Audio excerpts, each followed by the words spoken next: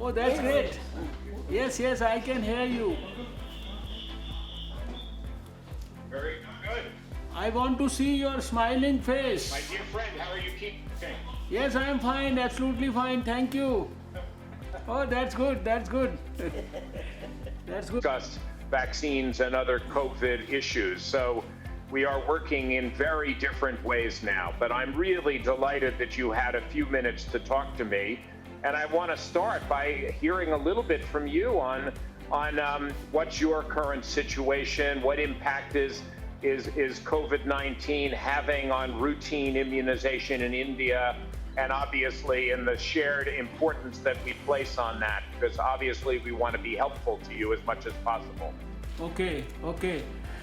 Thank you so much for remembering all of us during this COVID times.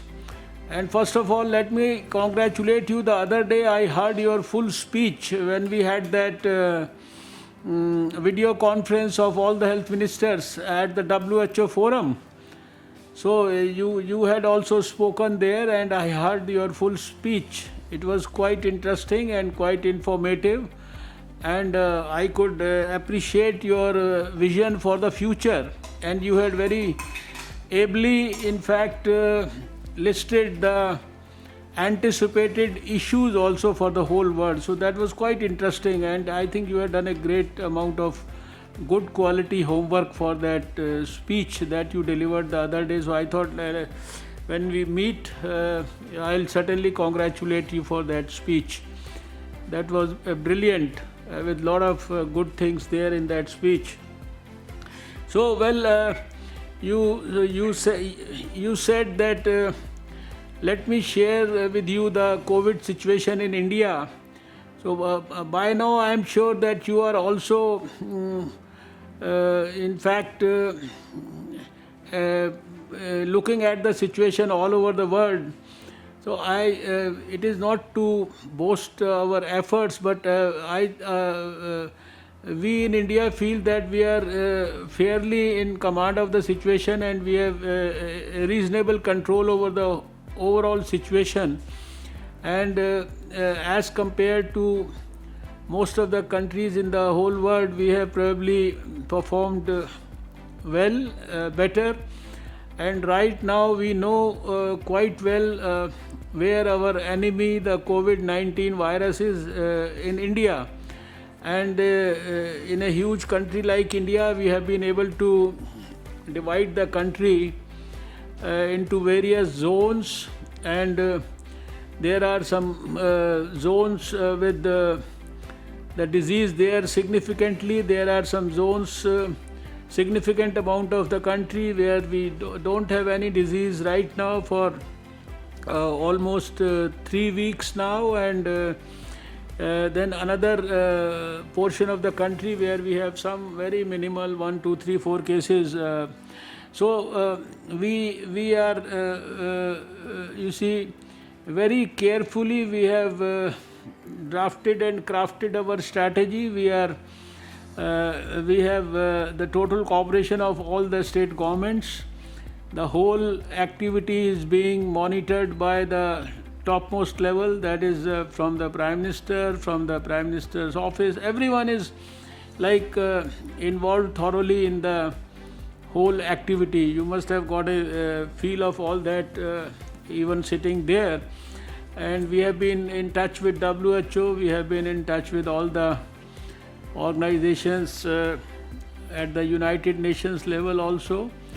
And you must have appreciated by now that we were the first ones in the whole world to have taken a call on the news of coronavirus outbreak in China on 8th of January itself.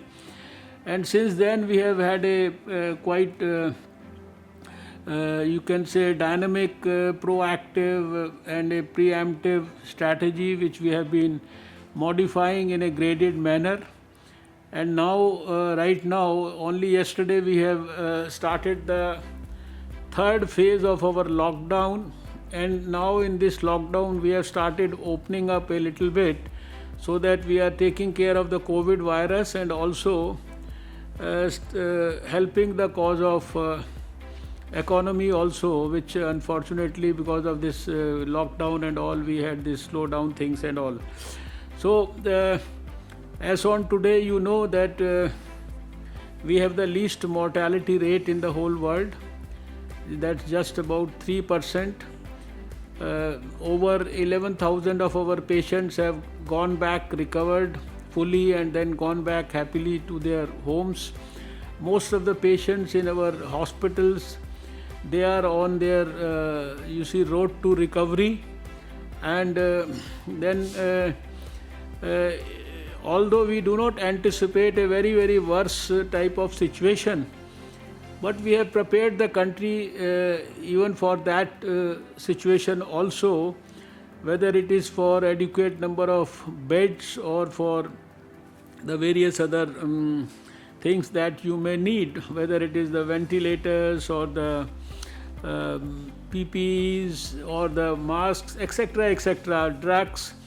You know that in spite of the fact that hydroxychloroquine has become so important these days, we are supplying hydroxychloroquine to almost 97 countries right now.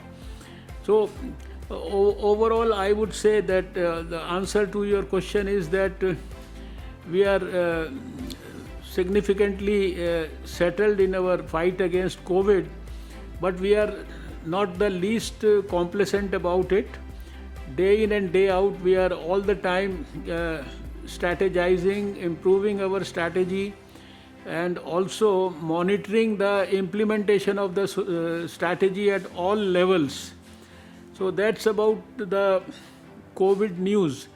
Then the second part of your the second part of your query was that what's happening to immunization.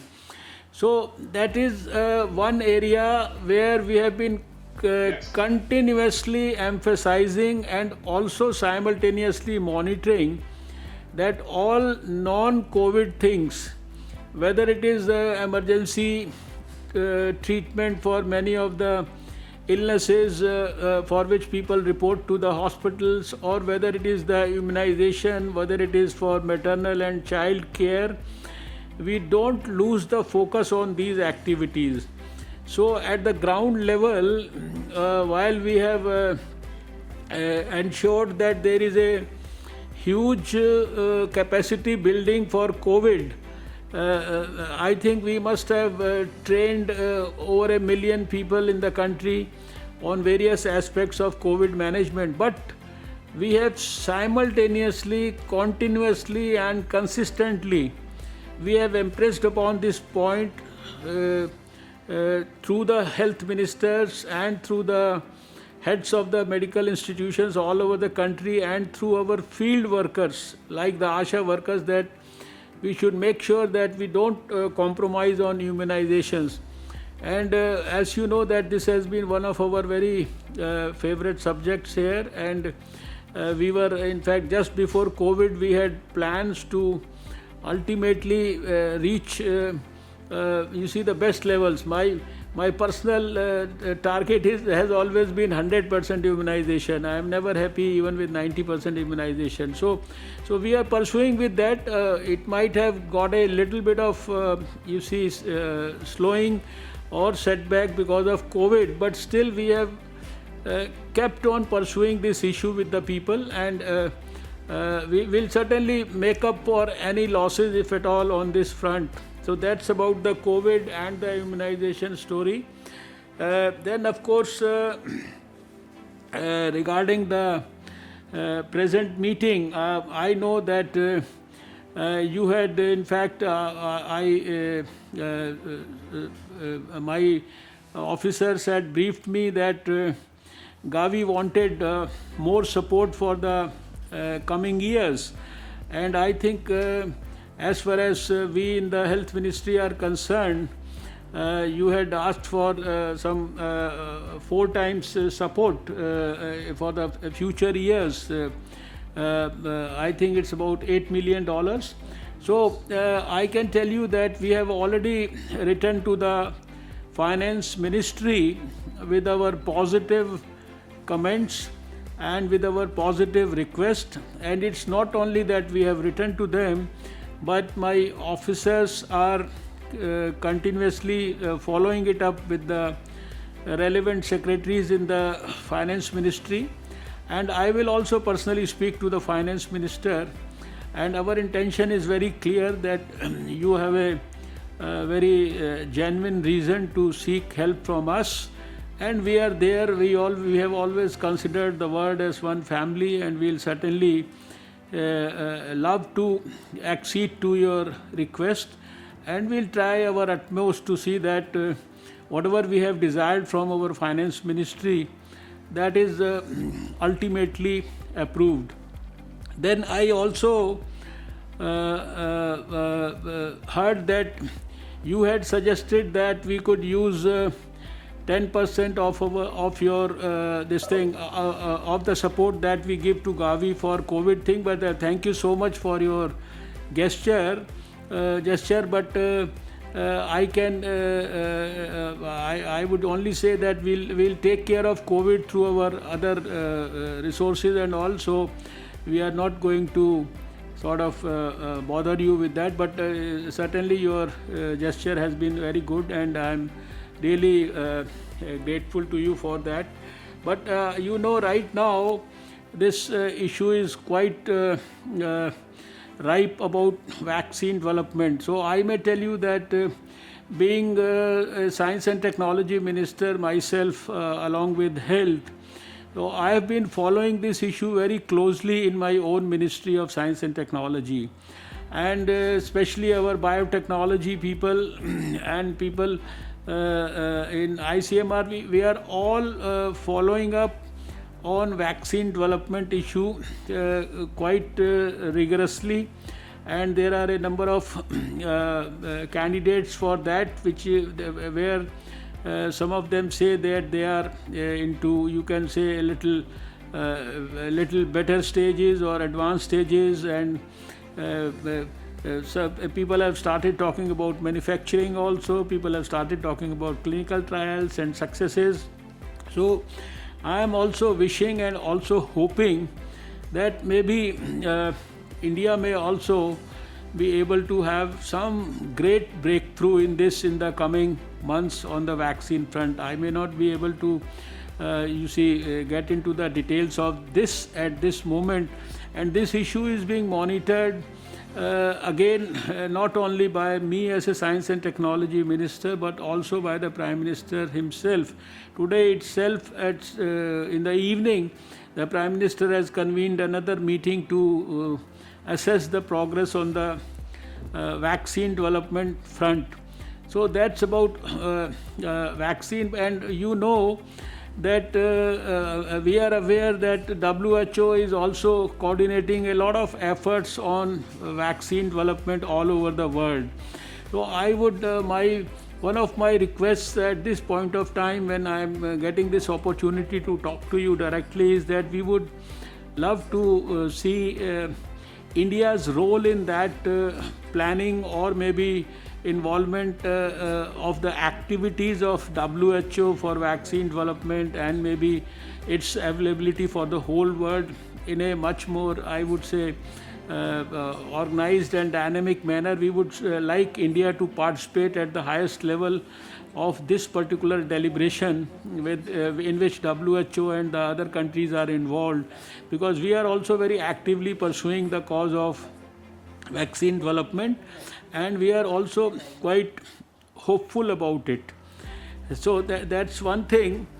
And then one more point that I wanted to bring to your kind attention was that as per the plans from next year, India, as per your criteria, India may stop receiving support in terms of vaccines, etc., from Gavi, because you say that there is a criteria, there is a definite level of per capita income, and you feel that India has become quite prosperous and all.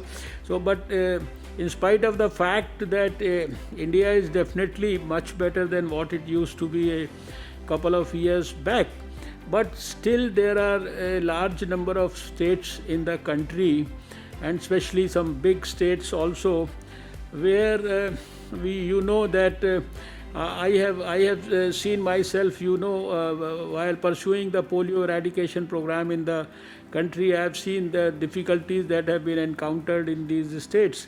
So they do not have that level of per capita income. So India being a large country, but within India there are states which have less, per capita income as compared to the criteria that have been fixed. So I would put forward this desire from India that even after 21, we would love to have Gavi's support also. And then, of course, this issue of, I think, whenever this vaccine comes for COVID, certainly India, being one country with 1.35 billion people, would be I think, one of the most important countries requiring support from the whole world, and particularly from Gavi. I think, that's the point that I wanted to make with you. And then, of course, there is one more subject that you have been trying to support us for the human papilloma virus vaccine and all. But that issue is right now stuck up in the Indian courts. So right now, because this Indian community is suffering a lot from pneumonia cases, and also we have introduced the pneumococcal vaccine in some of these states in India. So maybe if you can bring about some changes in the approach, and the money that is in fact utilized for the HPV, that if it could be reappropriated, and India could be helped for the pneumococcal vaccine. So that is also one issue that we thought that we must bring to your notice.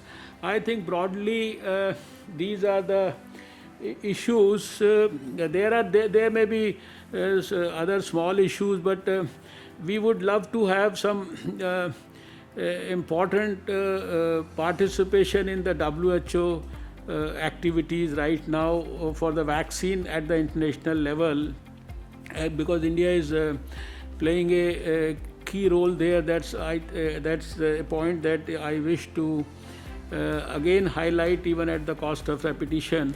So I think broadly these are, and I'm happy that you had expressed your desire to talk to India, and you have always been a great friend of India.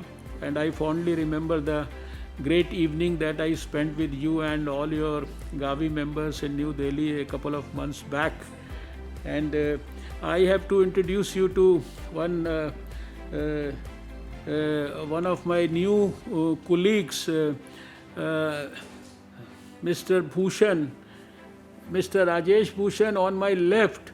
So he has just joined. He's a secretary in the government of India, who was just till now looking after rural development ministry.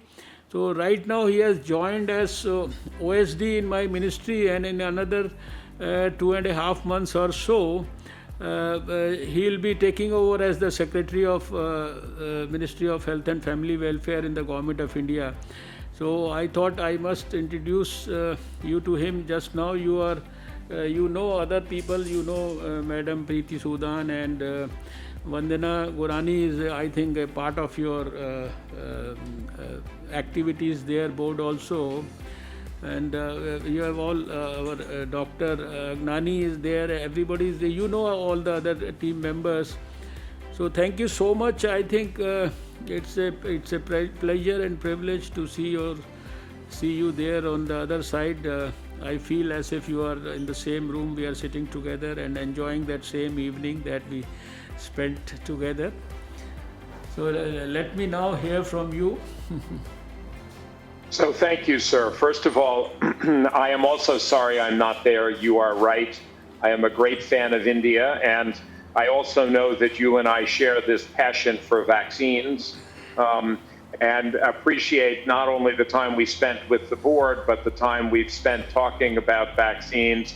And thank you again for your book, and how that is a core part of who you are as a Minister of Health is really fabulous. And your ambitions to do even better than 90%. Of course, our goal in Gavi 5.0 in the next period is to try to get to as close to 100% as we can, to try to really look at the last pockets of where there are zero-dose children, zero-dose communities, and try to bring them into the health system. So we are enthusiastic supporters of your vision. In terms of the reallocation of funds we offered, we did that because we wanted to be helpful, but frankly, I'm very glad that you said we want to continue to focus on vaccines. And so obviously, if we can be helpful in any way on the routine work on COVID, we're happy to help. But more importantly, we'd like to help you recover in those areas that have slowed down vaccination afterwards. And I know the team will be very happy to work with your team on that. In terms of your question, the health secretary did send me a note about engagement on the broader COVID vaccine issue. And we certainly will keep that in mind. Obviously, a incredibly important role at WHO, but we're also working with CEPI, the Coalition for Epidemic Preparedness Innovation, as well as with many other groups to try to accelerate vaccine development, and now are beginning to think about global access, as you described. One of the challenges is there are 102 candidates now in early stage development. We can't take 102 candidates into late stage development and manufacturing. So there is going to need to be a down regulation, which we hope to happen based on science and not politics, so we can get the best products available for the whole world. And India is not only critical as a recipient, as you described, but India also has some of the largest vaccine manufacturers in the world. So that role of not only needing vaccine, but also supplying vaccine is going to be absolutely critical. So we do very much want to work with you on that, work with the WHO, but with the broader global community as well, because that's going to be a very, very important process going forward. And so we will continue to engage with you on that. In terms of your request on HPV vaccines, we have agreed to that work. So the approval has now been done, and you should soon receive a formal letter confirming this. We will allocate $20 million from that last remaining $30 million for PCV purchase. And we will keep $10 million available for when the courts do relax and you are interested in HPV in the future. We understand that the PCV rollout has been quite successful, and we hope that we can see now that there is an Indian manufacturer, and hopefully in the future more, we'll see more rollout of the vaccine across India, as it's such an important vaccine for India. In terms of your supporting our replenishment, really appreciate, sir, your personal leadership in this and the Secretary's leadership. We have sent a letter to the Prime Minister to invite his engagement in the Global Vaccine Summit that Boris Johnson will host virtually on June 4th. And so we do hope that India will be represented at that event, which I think is going to be very important, and it's an opportunity for you to announce your contribution, assuming you can get it approved by then, with the other leaders of the world on this. And as you know, I think India has got a special place because you went from being a recipient to a supplier of vaccines to being a donor. And that's a very important pathway showing India's, changing role in the world. It's a great opportunity to discuss that. We hope that that meeting will also be an opportunity to begin to discuss some of the instruments and tools on how we're thinking about global access for COVID vaccines. This is going to be very important because unlike India, which has a huge industry and science base, there are many other countries that do not have any of that. And so how we make sure that there is a fair allocation and that all countries have, access, particularly for health workers and particularly for places that still have severe outbreaks going on at that time, will be very important. In terms of your point on working with India going forward, as you know, there has been some sensitivity from some donors on India because they feel India is a global financial power now and a creator of space programs and a real industrial power across many things. On the other hand, other donors fully understand what you said, which is India is made up of a mosaic of different states, some of whom are financially doing very well and are more modern, and some of which are not doing as well financially and have more inequalities. So we would very much like to investigate with you what we could continue to do with you going forward in a way that we could then get support from the broader community, because of course, we also understand, the differences between those different states. And as you described, when you were thinking about polio and the states that have those inequalities, how they are actually in an economic situation that is as severe as almost any of the Gavi countries. So I think we would like to investigate that.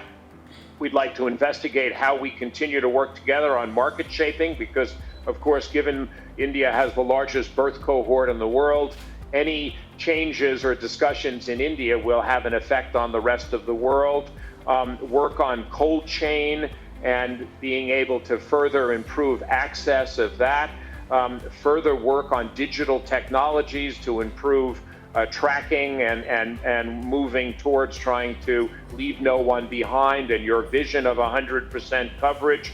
These are things that we could consider working together on to try to end up with a world where we have the minimal number of zero-dose children as possible. So this is something I would very much welcome. It isn't a given, but I do believe and am committed that we should be continuing to engage with India in this next period, and I will be willing to fight for that once we figure out exactly how we might do it and what that looks like going forward. So from my perspective, the partnership with India is absolutely critical. I think the work we've done over the last 5 years has had a bigger effect on global health than any other intervention that we have done. And I look forward to continuing to work together on trying to make that happen. Once again, I would appreciate your also saying to the Prime Minister that I add my congratulations not just to you, sir, but to the Prime Minister for his leadership on COVID, but also his leadership on vaccines, where he has been such a passionate advocate. And I think India has taken this seriously, the COVID situation, and hopefully is on a way to getting to the right place. Of course, you may have some recrudescence as you relax. It's something the whole world is trying to work out now. So we will all have lessons to teach each other, but we very much want to keep in touch. Lastly, I must say that I welcome the new leader, Mr. Pushan, who's going to take over as secretary. Of course, we will miss the previous secretary, but I guess this is the normal procedure in India of turnover, and we will do our best to hopefully get a chance to meet the new secretary in person and also have a fruitful working relationship like we've had with Preti and have in the past with the other secretaries going forward. So again, thank you for your taking time, because I know how busy you are to have a conversation with me. Dr. Seth, I thought I'll just, a few words from the outgoing secretary. I just wanted to say that, two things. First is that, as you know, India is nearly 20 countries in one. When we were trying to actually figure out in terms of population where we stand for COVID, we found that the top 20 countries affected by the COVID had population equal to ours. And the way we were doing in comparison to that, we were quite sort of, it was very heartening for us.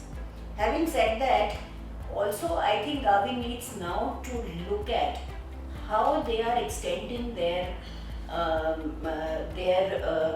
would say, subsidized vaccine facility. Because as you have seen, you see, it is not that a country was prosperous that they were able to, handle this public health emergency in a better way. In fact, the opposite is true. We have seen that how countries like US, which spent 18% of their GDP on health, could not look after this. So you see, the models of healthcare also, Dr. Seth, have to change. And Absolutely. With that, you also as an organization, because Gavi is unique in the sense that it is truly a public-private partnership and it is based on science. So therefore, I would earnestly request you as an outgoing secretary that please relook at how you allocate your resources. And India needs to be there on two counts. First is on account of us being 20 countries in one, number one. Next is in terms of our showing leadership in the way public health emergencies are, actually tackled because of those two reasons. And thirdly, I'd also like to say that I am now convinced that it is our outreach, it's our field level formations that have actually made it possible for such a huge country with such diversities. We could handle this better than others. I mean, I'm sure every country has tried their best, but this, the ASHAs, the community health workers, and now this under Ayushman Bharat are health and wellness center formations, because we have community health providers. We have 38,000 of them already in the field. So surveillance and everything that has made the difference. You'll be happy to know that there's a very detailed guidance note that we have put on our website. It's there for you to also see on how to handle vaccinations, how to handle non-COVID essential services. Please have a look at it. And now the states have started galvanizing immunization. I'm sure that will be only a matter of a month or so that we'll be on track. Thank you so much. So if I can, Mr. Minister, just for a second and respond to the Secretary, I agree with you 1,000%. By the way, the U.S. is a complete and utter disaster because we have not had a leadership like you've done in the health ministry and at the prime minister's level. So it has just let everybody do whatever they want to do, and without some central leadership, it has been chaotic. But your point, Preti, is exactly right. It's the systems you built to reach out to those communities and to provide information that is so critical, and all the different layers, all of those workers, and your ability to get to them. So as far as I'm concerned, I just want to be absolutely clear. I think India must be part of Gavi. The challenge I have is convincing donors who have their own perspective, and that, of course, is something that I need to work on. As you can imagine, some of that is historic perspective. If some donor is a colonial master and has views of wanting funding to go to their former colonial parties, etc. But as far as I'm concerned, we should be doing this in a scientifically based way. And of course, as you say, many of the poorest people in the world, although India has been lifting them out of poverty, but many of them are still in India, and therefore we must be concerned about that. So I will need your help as well. Of course, my deputy, as you know, Anuradha Gupta, knows these activities well and also believes fully in this. So the two of us are going to be driving this forward. Over. Thank you. I think you want to say something? I can request Mr. Rajesh also to say a few words right now at this moment. Greetings, Dr. Seth. It's a pleasure talking to you. I entirely agree with you that the relationship and the partnership between Gavi and India is critical for both of us, and it needs to be further strengthened and institutionalized in a deeper manner. And not only you, but we along with you need to take all necessary steps to convince the other partners that it is a mutually beneficial partnership. So what contours this partnership would take in future is something that will evolve as a part of these discussions. But we are there with you. While you do your advocacy, we would also be helping you in this. I hope that in future we would be engaging in mutually beneficial and fruitful engagement with Gavi. Thank you. Dr. Seth, are you still there? I'm here. Okay. So I thought let me thank you once again, and it was pleasure hearing you, and you had been so nice, so receptive to everything that we said, and your comments on each and everything have been very positive, and I know that you are a great motivator and a communicator. You will be able to communicate well with all the other partners, and as you are 1000% convinced yourself that whatever concerns we have raised are most genuine, I am sure that together we should be able to prevail upon the rest of the world about the sincerity of India and what we are, because we are all committed for the rest of the world, and together, as per your advice and guidance also for vaccines and other production issues, etc., India is always with you and with Gavi. So once again, I assure on behalf of India all our support to Gavi and to your team. I know it's a troubled times, but certainly you have risen to the occasion, and you are providing leadership on this particular front. So we are extremely grateful on behalf of all Indians. So thank you so much, and looking forward to see you very soon somewhere. I don't know when. We really don't know what's going to happen in the next coming weeks, but we'll meet very soon. Thank you so much. And thank you, and I look forward to seeing you again. And Preti, again, thank you for all of your leadership over the years. It's been an honor working with you, and I look forward to seeing you as well on my next trip to India, even if you're not in that position. So I look forward to. Thank you so much. It's been great Okay. knowing you.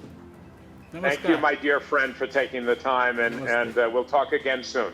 I'm always here if you need me. Thank you so much. Thank you. Bye. Thank you. Bye-bye. Bye.